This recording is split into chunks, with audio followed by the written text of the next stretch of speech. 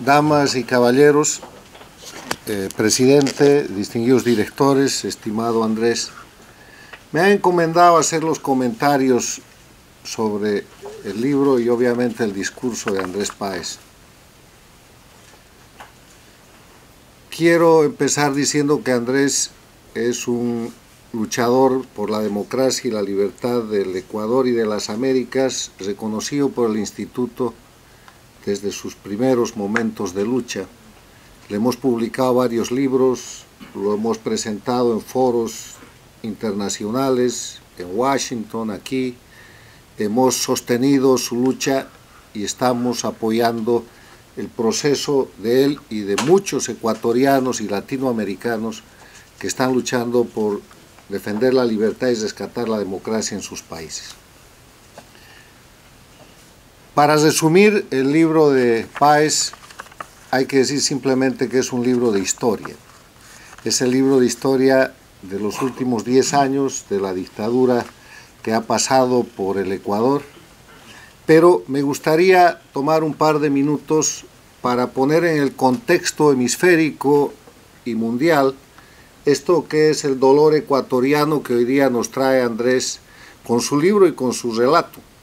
porque este es el relato de un pueblo oprimido, humillado, convertido en víctima general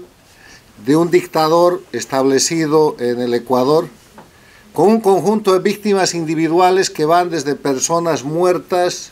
presas, perseguidas, exiliadas, privadas de su patrimonio y asesinadas en su reputación. Todos los ecuatorianos han sido y son de una u otra manera víctimas y tenemos casos muy notorios de ese proceso en el cual la política es reemplazada por el crimen organizado, pero no un crimen ecuatoriano,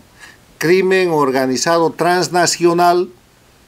que controla el poder político del Ecuador y que produce la manipulación de la justicia, persecución política a través del uso de la justicia, presos políticos, exiliados políticos, usurpación del patrimonio, confiscación de bienes y asesinato de la reputación, porque ese sistema de crimen organizado transforma al adversario político en enemigo. Y en política y en democracia al adversario se lo convence o se lo vence en elecciones, pero en el crimen organizado al enemigo se lo liquida. Y esa es la dinámica de cambio que es muy sensible, pero que es muy profunda.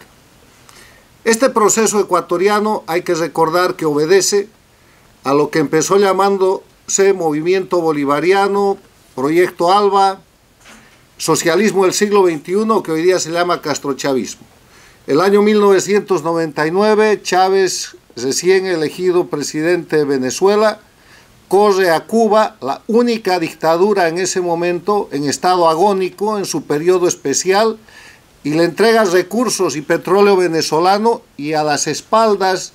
de la democracia y de los demócratas latinoamericanos y de todo el hemisferio, se construye la recreación del proyecto criminal del castrismo, la expansión de la revolución castrista que había fracasado en los 60, en los 70, en los 80 y que después de la caída del muro de Berlín y la extinción de la Unión Soviética estaba en agonía. La recrean y a partir de eso vemos cómo el siglo XXI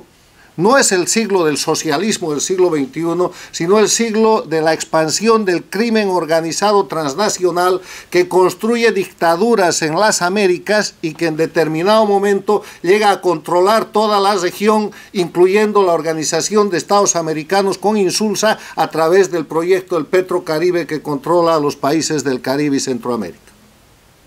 Son parte de este proyecto. De sur a norte, la Argentina con los Kirchner, el Brasil con Lula, el Partido de los Trabajadores y el Foro de Sao Paulo, en su momento más tibiamente Chile con Bachelet, Bolivia con Evo Morales, y así pueden ustedes ver cómo todo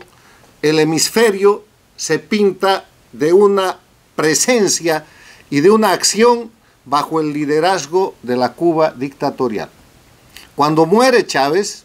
la Cuba dictatorial se hace cargo de todo el proyecto y Cuba, la dictadura más antigua de las Américas, pasa a ser el líder reconocido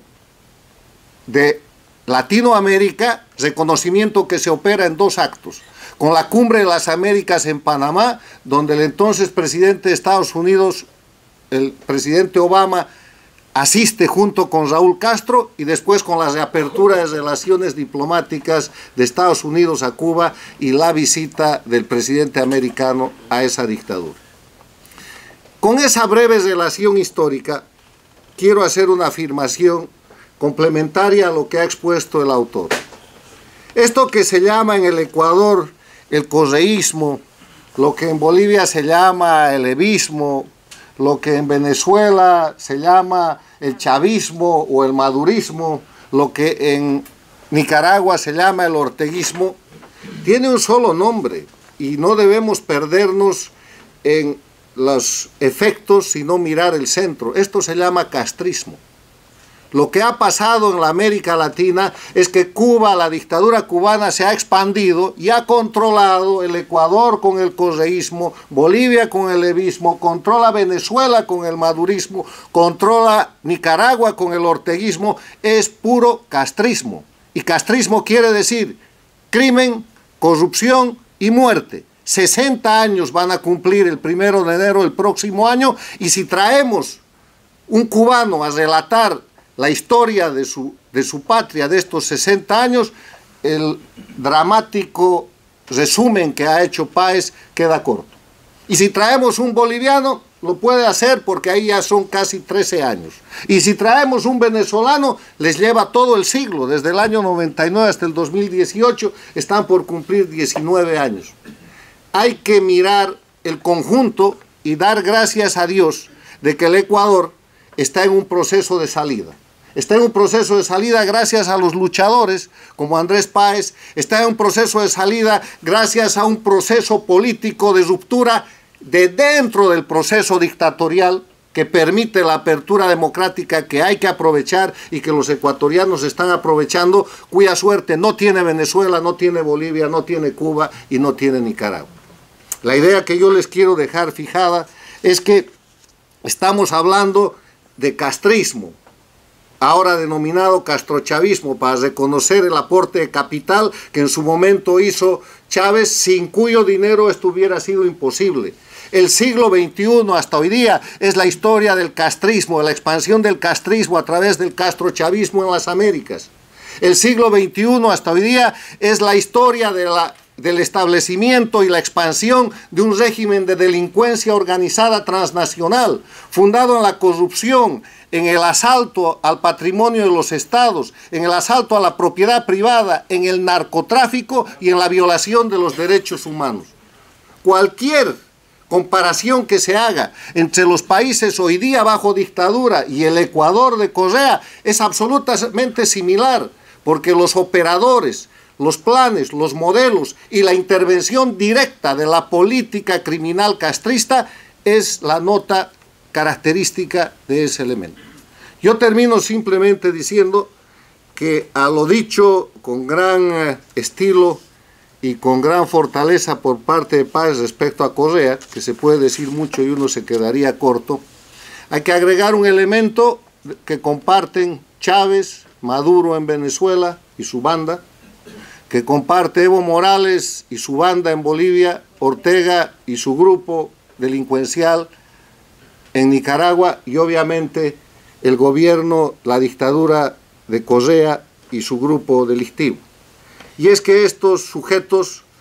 además de todos los delitos, son entreguistas, vendepatrias y traidores a la patria. Porque lo que han hecho y lo que están haciendo